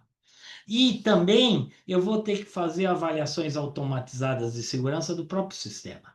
Então, eu vou ter teste recorrente de vulnerabilidade. Por quê? Porque a minha exposição ao risco está ligada à existência de vulnerabilidades. Então, eu vou ter que fazer testes contínuos de vulnerabilidades, tá? Conformidade, o meu baseline de segurança, o desempenho, porque se o meu sistema também tiver com desempenho degradado, pode indicar risco de ameaça. Então, isso vai me permitir identificar os riscos emergentes, tá? Novos tipos de ameaça, sem eu depender de fazer toda a auditoria manual, toda a análise de risco manual. Tá? Eu não estou dizendo que isso é fácil de fazer, eu estou dizendo que isso é possível. E os princípios e fases levam a isso. Mas isso daí também só é possível se o meu sistema for pensado para atender tudo isso. Então, por exemplo, para que eu tenha logs que possam ser analisados, meu sistema tem que gerar logs. Entendeu? Para que eu possa olhar desempenho, eu tenho que ter padrões de desempenho daquele sistema. Se eu tenho ver conformidade, eu preciso olhar baselines, eu preciso ter configurações padrões para checar. Então, tudo isso leva ao desenho ser desenhado para poder ser monitorado continuamente, e da monitoração contínua eu extrair as informações de risco. Claro que qualquer mudança em código, em infraestrutura, ou qualquer dependência entre módulos do meu sistema, tem que disparar a reavaliação automática de riscos. Eu tenho meu sistema rodando lá. Aí eu tive uma atualização do sistema operacional. Automaticamente tem que sair uma reavaliação de risco. Então, é isso que significa, para que eu possa ter essa visão imediata. E claro que eu vou ter que puxar de fontes de inteligência de ameaças as ameaças novas ou as ameaças emergentes para eu poder ir comparando. Opa, surgiu alguma coisa que explora uma vulnerabilidade que eu tenho. Vou mexer na probabilidade do meu risco. Eu vou aumentar a probabilidade do risco. Aumentei a probabilidade do risco, aumentei meu nível de risco. Dispara um alerta. Puxa, esse sistema está no nível de risco muito alto. Automaticamente eu tiro a autorização dele de continuar operando. Ou dou um alerta para aquele oficial, para aquele oficial que é encarregado de monitorar esse sistema para ele tomar essa ação. Entenderam? Então, é isso que me leva, essa é a grande mudança na análise de riscos que surge de eu aplicar aqueles princípios e aquelas fases, tá? E claro que até a forma de eu estimar a probabilidade de impacto vai ter que ser automatizada. Então, eu vou ter que fazer isso baseado em inteligência de ameaças, histórico de incidentes, exposição do sistema. Então, eu vou depender de CIEM, vou depender de feeds de informações sobre ameaças, de inteligência de ameaças. Eu vou ter que ter medidas consistentes do que causa uma pane naquele meu sistema. Então, eu vou ter que ter algum tipo de análise de impacto também gerada de forma automatizada. Eu vou ter que ter simuladores de ataque para poder ver as consequências. Então, significa que eu vou ter que automatizar todo o meu processo para chegar nesses níveis de resultado, tá? E aí, claro, a gente vai estar falando de aplicar controles em cima do sistema, são aqueles controles que vão ter maior efeito sobre a operação. Ele não traz o CSRMC, ele não traz nesses princípios nem nessa estrutura conjunto de controles. Logo, por exemplo, no caso dele, seria muito natural a gente aplicar os controles de segurança que estão no NIST 853, aplicar as famílias de controle de segurança. Como é que a gente vai selecionar esses controles dentro do que ele é fornecido? Baseado nas ameaças reais. Eu vou pôr controles que atendem que a minimização de riscos de ameaças que eu identifiquei naquelas minhas fases de desenvolvimento do meu sistema, tá?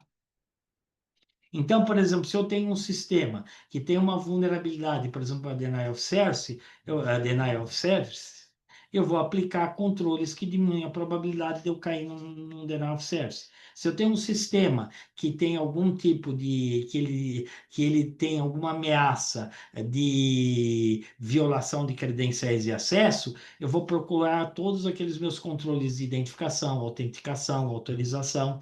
Então, dependendo do que é crítico, eu vou selecionar os controles para aquilo lá. Eu vou olhar para o impacto operacional, não para a conformidade, não apenas por conformidade. Eu estou pondo esse controle porque existe uma determinada regulamentação. Não é esse o foco do CSRMC, tá? E claro que eu vou priorizar os controles pela eficácia comprovada para a sobrevivência cibernética e pela capacidade que tem de automação. Eu vou pôr sempre aqueles controles que me permitem automatizar o máximo possível, tá? E aí, claro, eu estou incorporando tudo isso junto ao meu ciclo de desenvolvimento de sistemas, tá? E isso significa que quando a gente tem, imagina uma estrutura de TI tradicional, tá? De uma grande organização.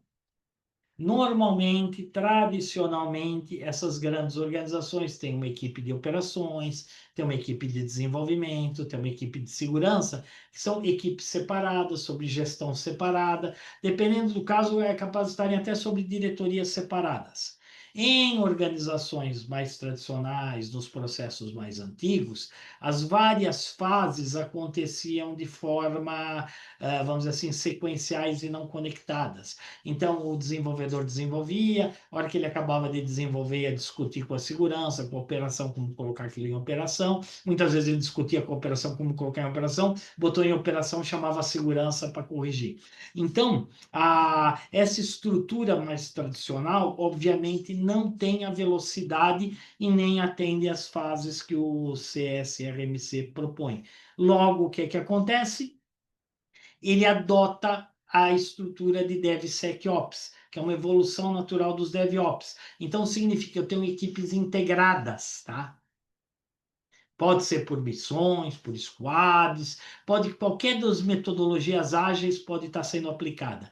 Mas o que significa? O cara de desenvolvimento, o cara de operação e o cara de segurança estão sentados juntos desenhando o sistema, tá? Construindo o sistema, planejando os softwares, planejando os testes. Então, essa nova visão está na veia desse novo modelo de gestão de riscos. Por quê? Porque aí você já desenvolve um sistema que permite que eu faça toda essa automação da gestão de riscos, tá? E aí vem a visão do RMF tradicional, tá? Do RMF a gente, ele é dividido em 7 passos em que a gente categoriza os nossos sistemas para identificar quais nossos sistemas são críticos, tá? Tem uma fase de preparação que leva a gente a analisar o contexto da empresa, do que ela depende, Tem toda uma fase de trabalho que leva a criar as condições para eu poder categorizar os meus sistemas. Normalmente eu categorizo eles em relação à criticidade da confidencialidade, da integridade, da disponibilidade. Eu posso categorizar eles em relação à criticidade, em relação à privacidade também. Tá? Então, o que acontece? Eu categorizo meus sistemas na empresa, seleciono aqueles sistemas que são mais críticos, identifico os riscos desses sistemas, verifico que medidas precisam ser tomadas para lidar com esses riscos, implemento esses riscos, faço todas as avaliações necessárias para ver se esses riscos foram efetivamente mitigados. Aí, a partir do momento que eu vejo que esse meu sistema está no nível de risco que eu quero, eu autorizo ele a entrar em operação e aí eu monitoro e refaço esse ciclo quantas vezes forem necessárias, em alterações, em análises periódicas. Agora, todos esses processos têm etapas bem formais e entrega entre eles. Todos eles são divididos numa série de etapas, tá? Cada um desses 7 passos principais tem um grande conjunto de tarefas que me levam a cumprir essas etapas. E uma boa parte dessas tarefas está relacionada a documentar, identificar.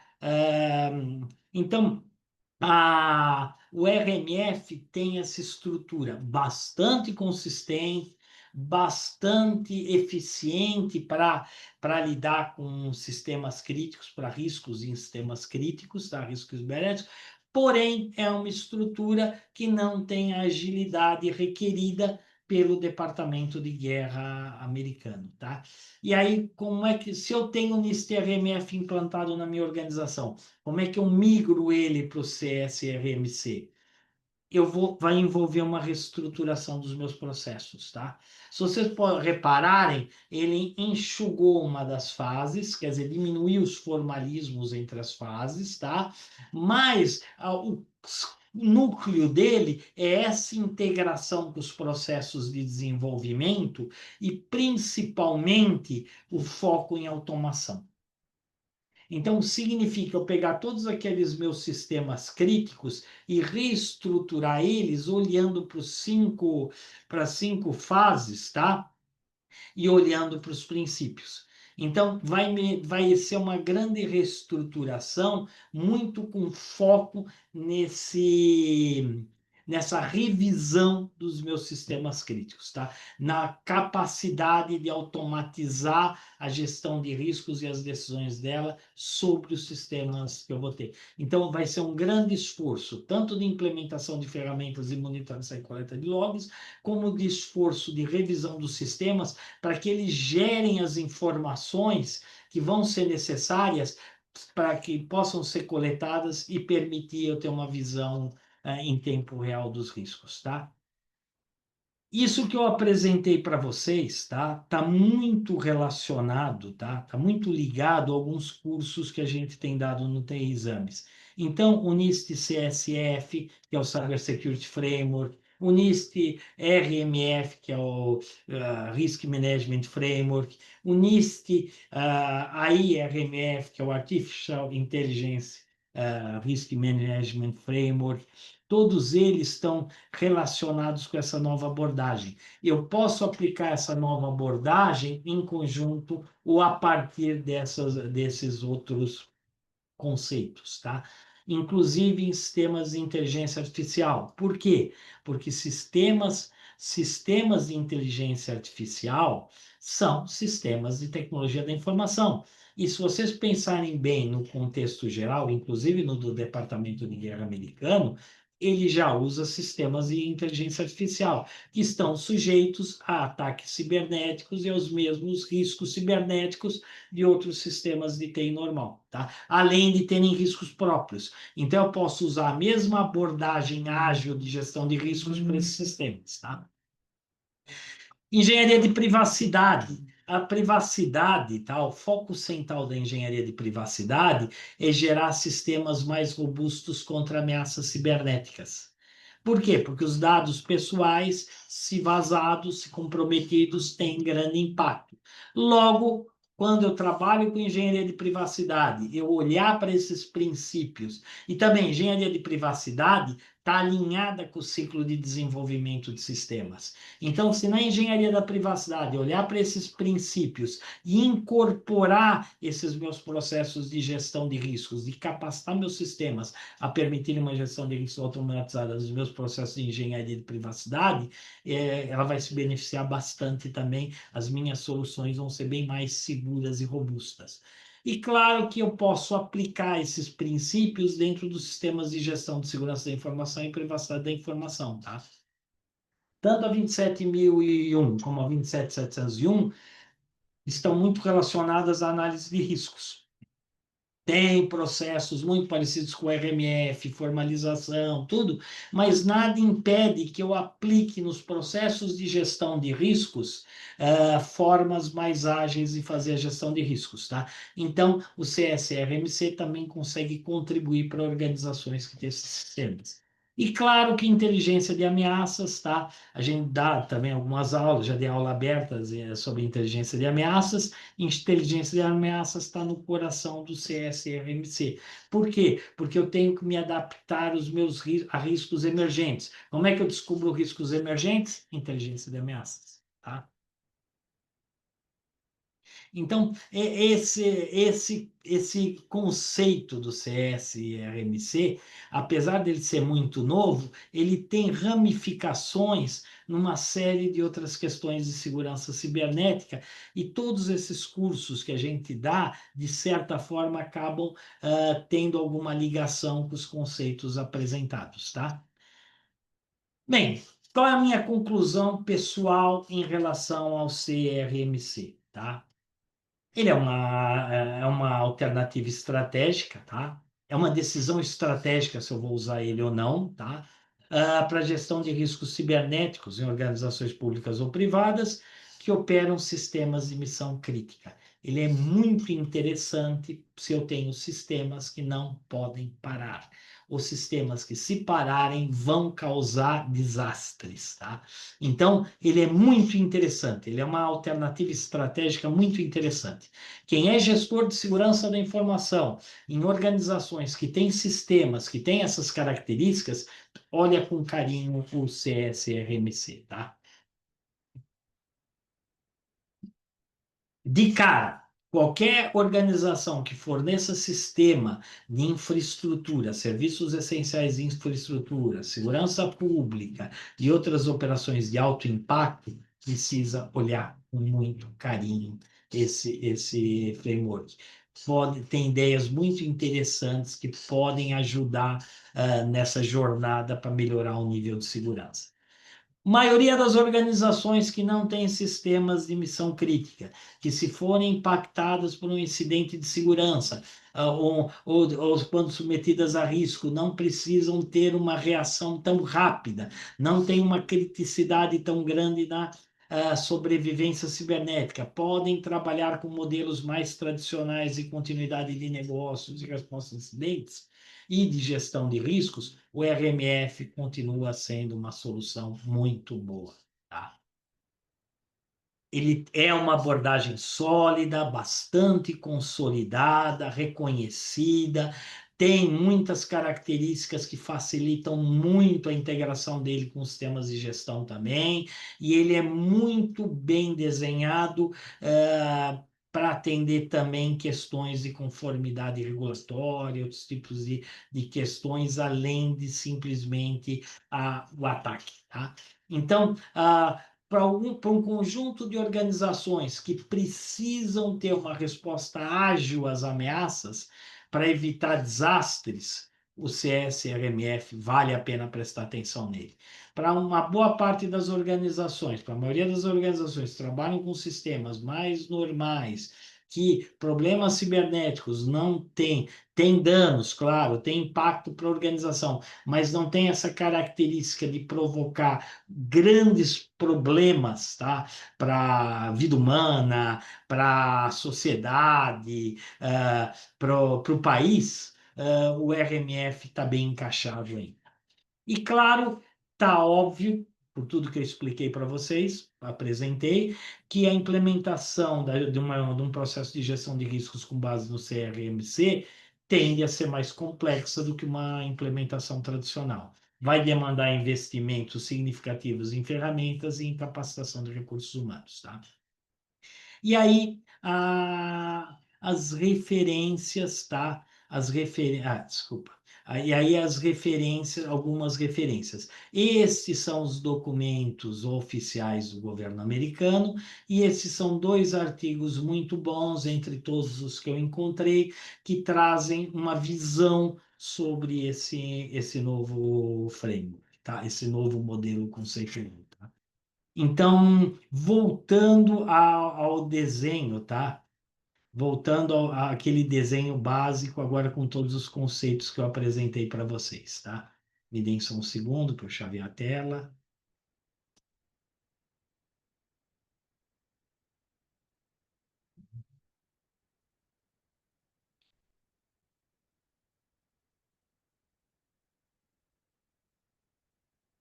O que vocês vão enxergar nesse desenho, tá? Quem gostou desse framework pode imprimir isso num painel grande, numa A2, A1, botar na parede da sala, é bem legal. O que é que esse desenho traz, tá? Ele traz as 5 fases, tá? E nessas fases ele traz as atividades de cada fase, aqui detalhando no linguajar do Departamento de Guerra Americano aquelas etapas de integrar no desenvolvimento, de fazer a questão da construção, de fazer os testes, inclusive com o ciclozinho de assessment de riscos aqui dentro do processo de testes, porque cada teste vai te indicar o nível de risco da aplicação. Aí você vai ter a fase de onboarding, que você vai pôr esse sistema em produção, e vai ter a fase de operação, em que nessa fase de operação, aliada à monitoração, você tem um ciclo de avaliação de assessment de risco rodando continuamente, tá? E também, a partir dos riscos ou das decisões, o sistema pode voltar para um novo design e passar novamente por todas as etapas. E sustentando essas fases, aqueles 10 princípios que eu apresentei para vocês, tá? Então, esse desenho, na realidade, é o que eu explodi na apresentação que eu apresentei para vocês, tá? Então, pessoal, esse era o ponto que eu queria trazer hoje, tá? Esses documentos estão disponíveis no governo americano, tá? É algo muito novo, finzinho de setembro, tá? Na realidade, não tem nenhum mês que isso aí foi lançado, mas vale observar. É um lançamento que realmente foi muito interessante, tá?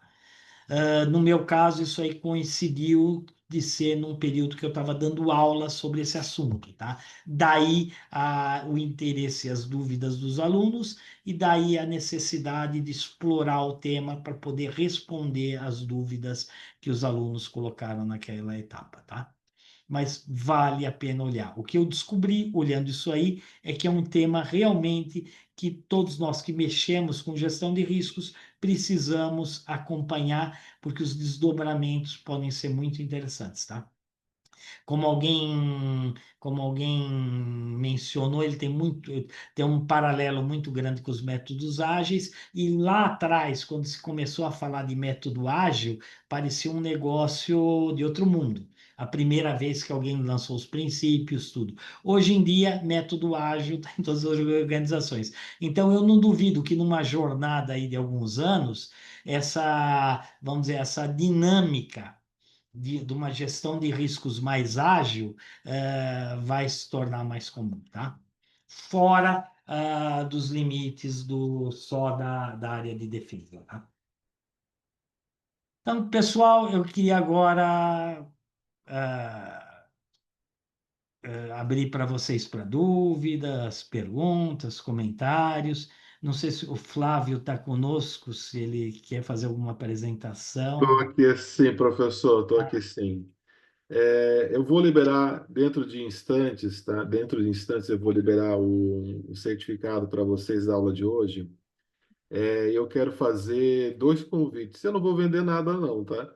Mas eu vou fazer dois convites para duas oportunidades, tá? Que são bastante interessantes, tá? Primeiro, vou compartilhar aqui na tela, vou substituir aqui. Primeiro, nesta sexta-feira pela manhã, nós vamos ter uma masterclass gratuita com o professor Ricardo Capozzi.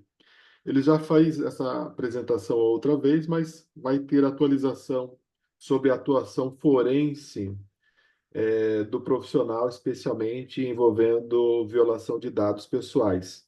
E ela vai marcar uma formação rápida que nós vamos oferecer com ele do processo de forense digital. Então, a primeira aula ela vai ser aberta na sexta-feira de manhã. Todos estão convidados para participar, sexta-feira de manhã, e depois nós vamos ter mais três aulas que vão ser fechadas, podem ser, você pode se inscrever ou receber isso como parte de alguma formação que a gente esteja oferecendo como cortesia, como, por exemplo, o implementador da 27001, que começa a semana que vem, tá?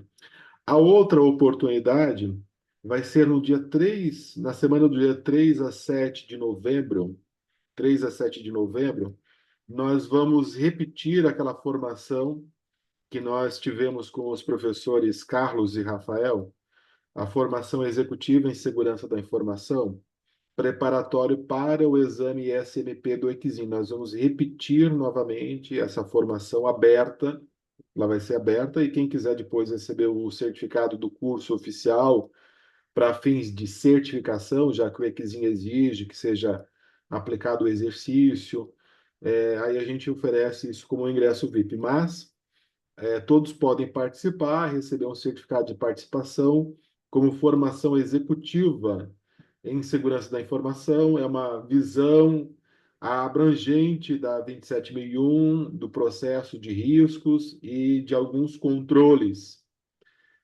importantes da norma. É por isso que é uma formação executiva, é para um executivo, para alguém da área de TI ou de negócio que quer ter uma visão mais prática e direta da 27001. Não é para formar um implementador, como é a formação que a gente vai iniciar semana que vem. Por isso a gente chama ela de formação executiva, e ela vai cobrir todo o conteúdo do exame EXIM SMP, que é o nível intermediário avançado, né? Information Security Management Professional. Então, dias 3 a 7 de novembro, noturno, tá?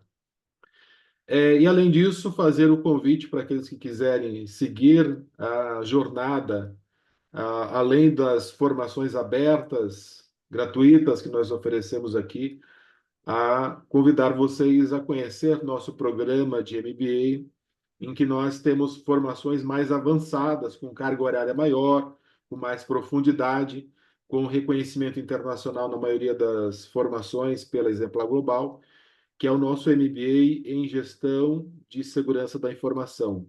Ele é composto por 6 pilares. Dentro de cada pilar a gente tem uma ou mais formação que você pode escolher.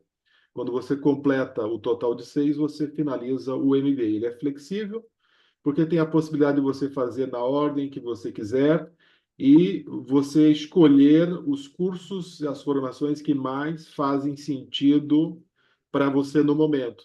Então, por exemplo, pilar de segurança da informação, temos 3 formações.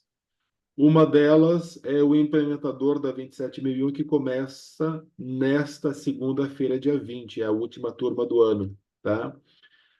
Nós vamos ter também, com os professores Carlos e Rafael, uma nova formação que já tem data prevista para acontecer, que é da 27701, porque essa norma foi publicada essa semana, finalmente.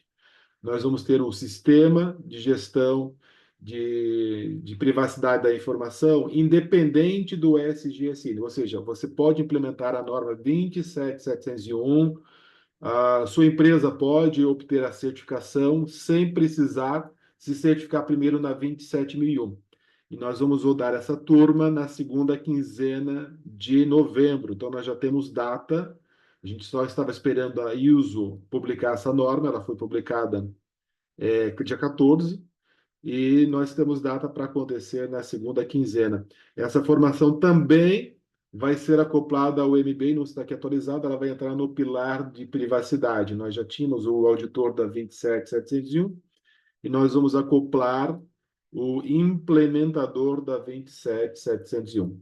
Então, feitos os convites, eu vou colocar no chat o link do certificado da aula de hoje e a gente abre um espaço para dúvidas a respeito do conteúdo que o professor Carlos acabou de apresentar. Vocês podem utilizar o microfone, a gente vai liberar agora os microfones para todos. E se tiver mais de uma pessoa, daí a gente utiliza o recurso de levantar a mão e vamos chamando de acordo com a ordem das mãos levantadas. Aparece um botão levantar a mão na lista de participantes, ou na barra de menus você vai encontrar este botão de levantar a mão, raise hands. Então, estamos aqui abertos. O link do certificado já foi colocado aí para vocês. Os slides eu vou liberar mais uma vez para quem ainda não baixou, vai aparecer aí no chat os slides da aula. E estamos aqui disponíveis para vocês por alguns minutos, para quem tiver interesse em fazer alguma pergunta sobre o que foi apresentado. Estamos disponíveis.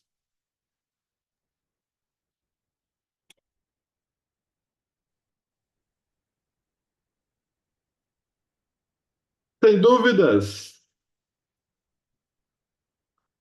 Maravilha. Pessoal, lembrando também que quem ainda não fez o letramento em inteligência artificial, sábado, também aberto ao público, serão 2 sábados. A gente começa uma formação aberta do AI Foundation, a IF do Equizim. Serão sábados do dias 18 e 25 de outubro, com o professor Alisson. Tá? As inscrições também estão abertas e é gratuito. Flávio, É, Oi. perdão, pode falar primeiro, é, eu não estou conseguindo falar é, para levantar a mão. Vamos lá, quem vai primeiro? pode falar, Vanessa. Meu nome é Juliane. Ah, perdão, pode falar, Juliane. Eu estou com dúvida em qual começar, porque eu ainda não tenho. Eu tenho só formação pós, né, graduação, MBA em projetos, sou formada em engenharia e cyber, engenharia de computação e cibersegurança, né? Atuei como Uhum. SOC, NOC. Aí eu queria Uhum. dar um up, sabe, assim, só que eu tô com muitas dúvidas em qual começar. Eu tô muito Ô, interessada. Juliane, o seu interesse é no programa de MBA que a gente tem, ou você tem um interesse assim de carreira? Qual é para a gente dar um direcionamento adequado? Então, acredito que seja carreira, né? Uhum. Eu ainda tô um pouco em dúvida ainda. E hoje você atua como? Qual é a sua atuação hoje, atual? Qual é a sua Sim. profissão atual? Eu trabalho no Banco Santander, só que eu não estava conseguindo na minha área, né, de Uhum. cibersegurança, eu era do SOC, então eu não Uhum. estava conseguindo e acabei sendo presencial em suporte técnico mesmo ali para os usuários mesmo da Uhum. internos, né? Aí você já atua então como SOC, SOC dentro do NOC. SOC. Aí a pessoa mais indicada para responder isso é o Carlos, que passou por muitas áreas. Eu acho que o Carlos você tem competência para te dar um direcionamento. Certo. Inclusive, uma época eu tive no Santander.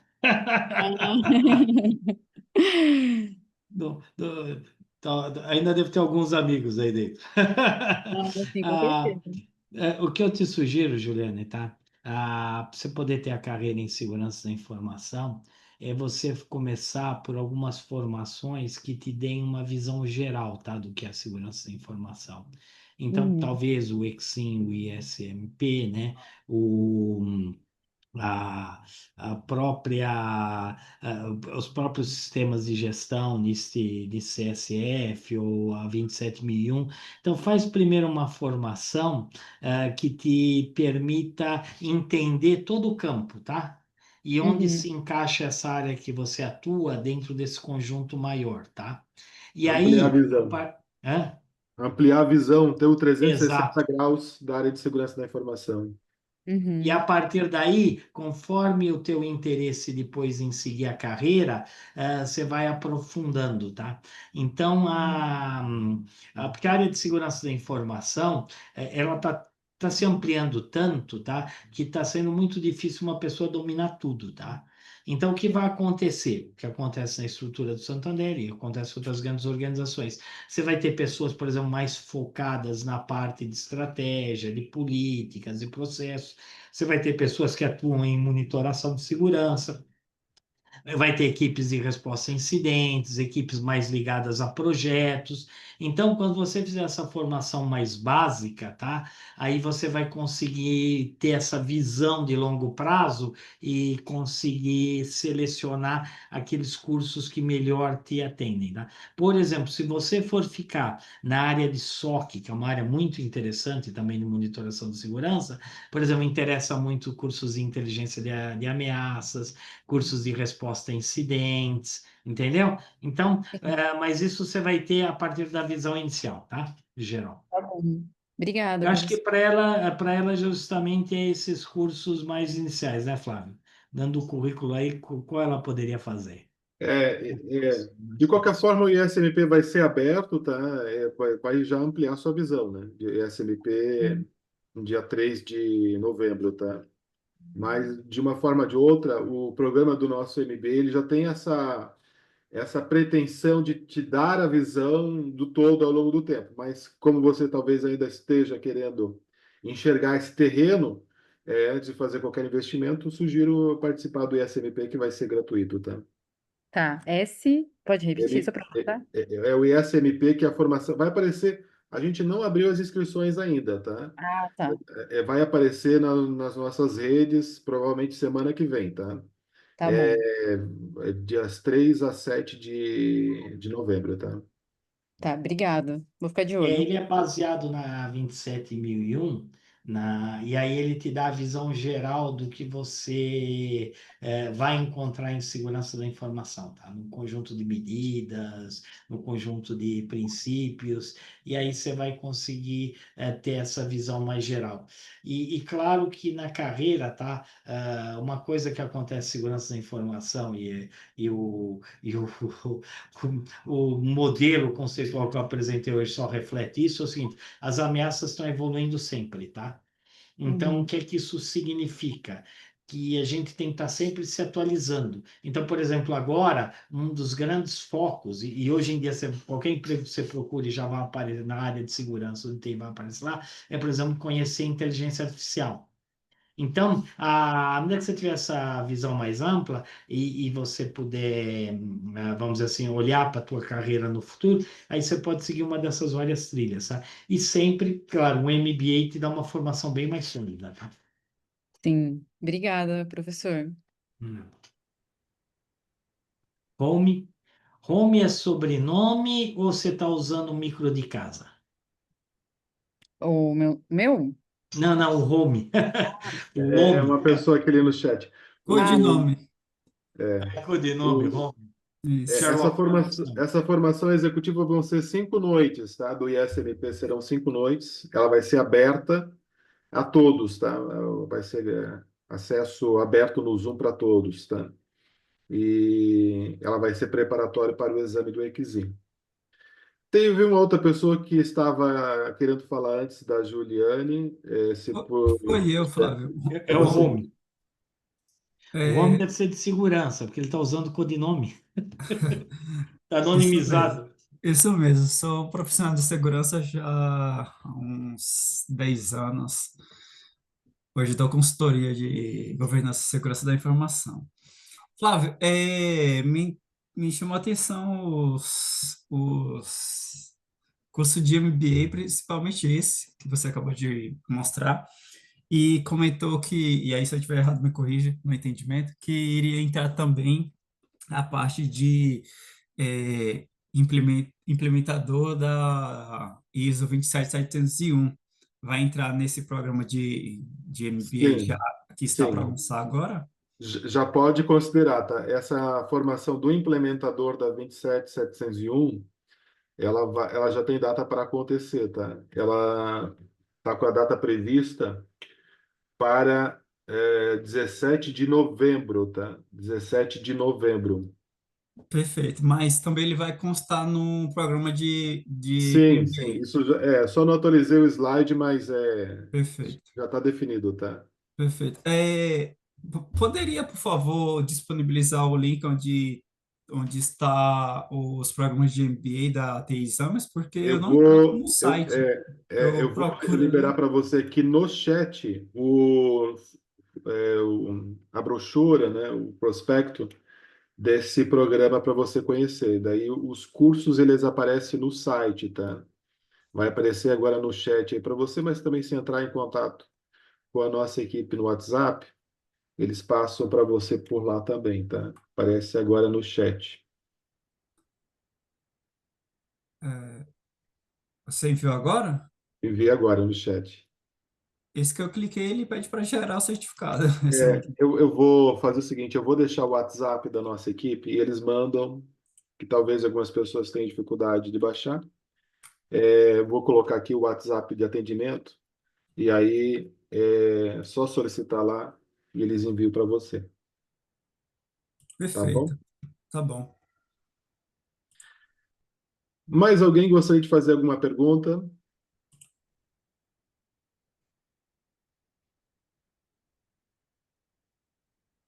Além desse programa de MBA, a TI Exames tem outros, né? Temos o MBA em GRC, porque esses cursos eles podem ser usados para outros programas de MBA, tá? Então Sim, depende do MBA. Do GRC ele é bastante abrangente e o da 27701 também dá para ser utilizado nesse programa, tá? perfeito. Os que estão mais em evidência agora é o nosso MBA em Gestão e Governança de IA, MBA em GRC e o MBA de Gestão de Segurança da Informação. Perfeito, obrigado. Disponha.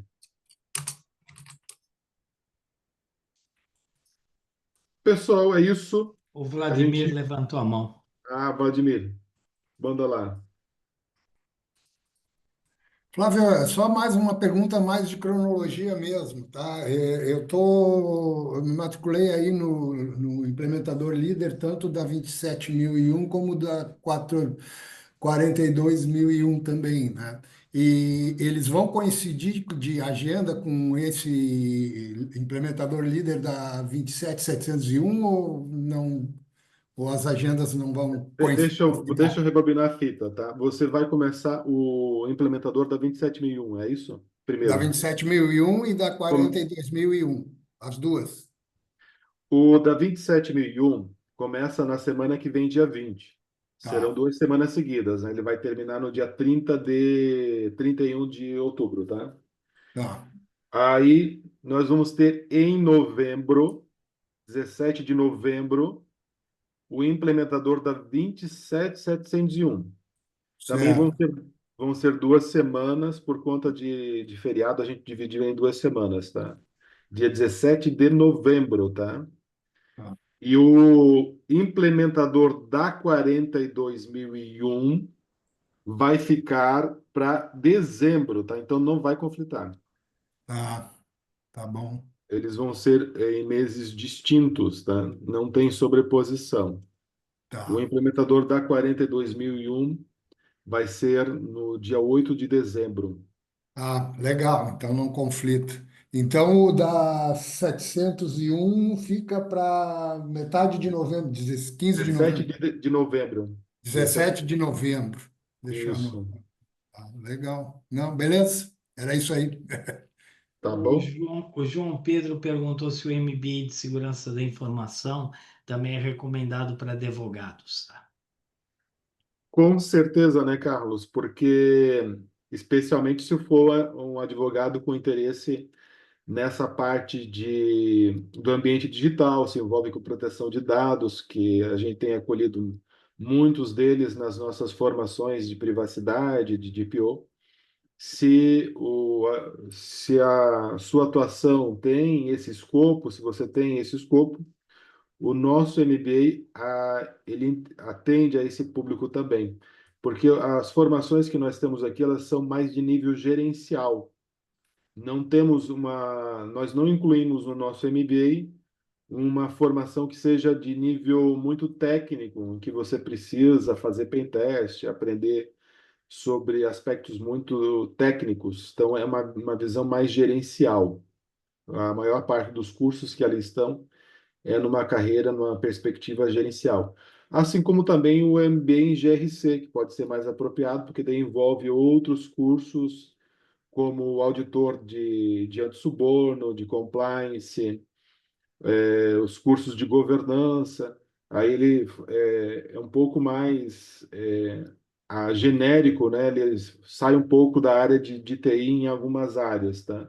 Mas você pode usar algumas formações que são de segurança da informação para compor o MBA em GRC. Então tem essas duas opções. Pessoal, nós vamos finalizar aqui, ficamos por aqui. Reforço o convite. Sexta-feira pela manhã, nós vamos ter uma Masterclass aberta com o professor Ricardo, sexta-feira de manhã, às 9h30, sobre atuação forense. Ela marca a nossa formação rápida que nós vamos ter de digital forense. Então, a primeira aula vai ser aberta a todos. Sábado é a nossa formação de letramento em inteligência artificial, vai ser também aberta a todos. E são esses os convites. Quem quiser também entrar no implementador da 27001, dia 20, segunda-feira, a gente vai iniciar. É isso, obrigado a todos. Uma boa noite, obrigado, professor Carlos. E a gente se encontra em breve. Boa noite a todos.